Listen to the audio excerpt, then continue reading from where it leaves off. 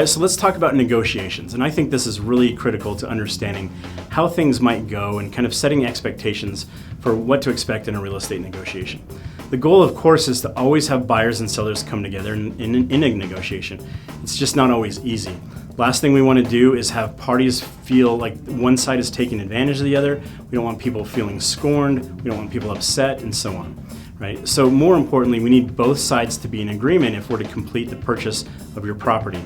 And that's why it's important to take several things into consideration in a real estate negotiation. Let's go over those considerations.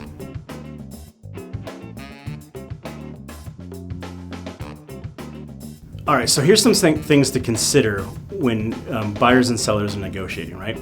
So everyone likes to save time and money. We totally get that. Both sides have the same goal in mind. It just naturally puts both sides at odds. But often sellers want to do repairs more cheaply than the buyer would like, of course. The sellers who are moving, they're not going to be staying in that property very long. They don't want to keep investing in the property. And so that's kind of why they don't want to spend a bunch of money typically on the way out, right? Conversely, buyers are going to want to feel confident that they won't have a heap of money to invest in the property right as they move in. And so you can see where these interests are already in conflict.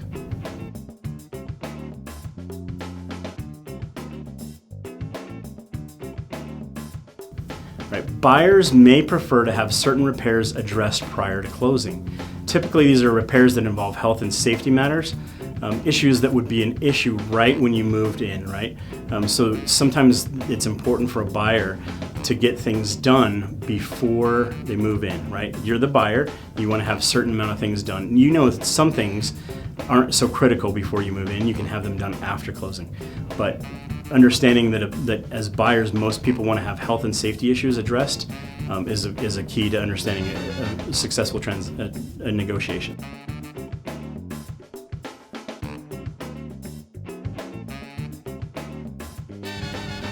All right, so for matters that involve the aesthetic aspect of a property, such as like cosmetic or design improvements, even functional issues, a lot of times a buyer is going to want to ask for a monetary credit rather than having the seller make repairs.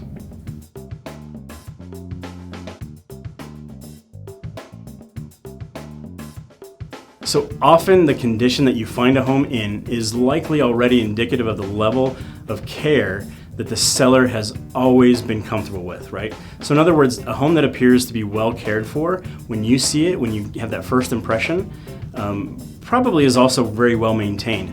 It's probably not just what meets the eye. Typically, if it looks good, you tend to see that it's also well cared for, right? Conversely, a property that just looks unkempt at a showing, right? You already have some consternation about what the condition is like. Chances are they're also not doing a lot to maintain it. So if they're dirty and they're not doing their dishes, does that have anything to do with their HVAC system? Maybe not, but maybe they're not concerned about how your showing goes. It might be indicative of how they maintain their property, right? So things to think about.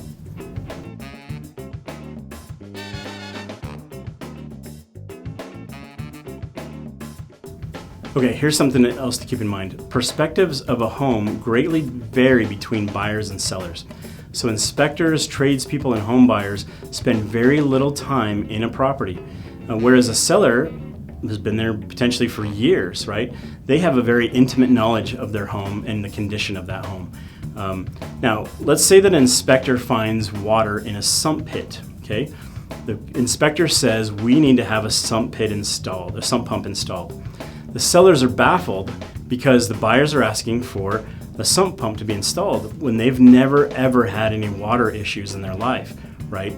Now, if you see water in a sump pit, is it cause for concern? Potentially. But a buyer is going to have a different perspective of what's going on in that home. The seller could be completely against making a repair like that or offering a credit for that because they understand that in the 13 years they lived there, not only did it not flood, but the level never rose, and so it's never been a concern.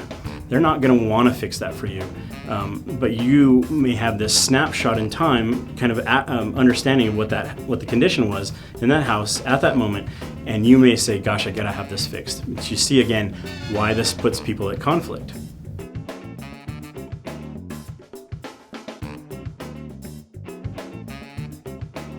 All right, so sellers are not always aware of problems in their home. They may not understand the depth and the magnitude or the implications of certain issues that they think are just minor. Okay, a diligent inspector is going to make a buyer aware of an issue, and then you're going to have, as a buyer, you're going to have reason to be concerned. It's going to be justifiable. Okay, now sellers may be open to learning more about certain conditions in their home, things that might need to be corrected.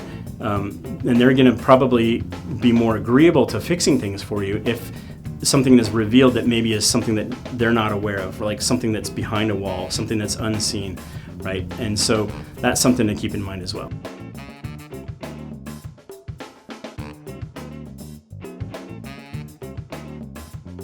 All right, buyers and sellers inherently have different approaches to negotiation. Consider how much personalities vary, right? There's all kinds of different personality types. Buyers and sellers also have different experiences in their life. They have different backgrounds. They have different fields of expertise. They have different negotiation styles. They have cultural and religious and all these different types of differences and preferences. It can cause people to negotiate differently. It's important to keep that in mind.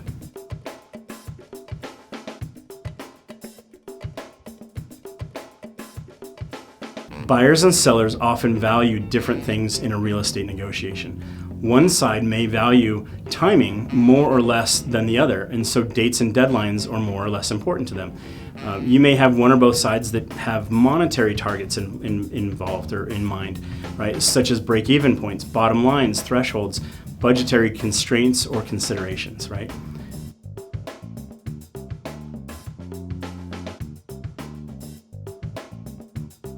All right, here's a great tip. Put yourself in their shoes, right? So buyers and sellers, as we've already talked about, value different things, have different backgrounds, have different personalities, negotiation styles, all these things we just talked about. But put yourself in their shoes. How would you want to be dealt with? What might they be dealing with? What do they have going on? It's just going to help you understand why somebody is negotiating the way that they are.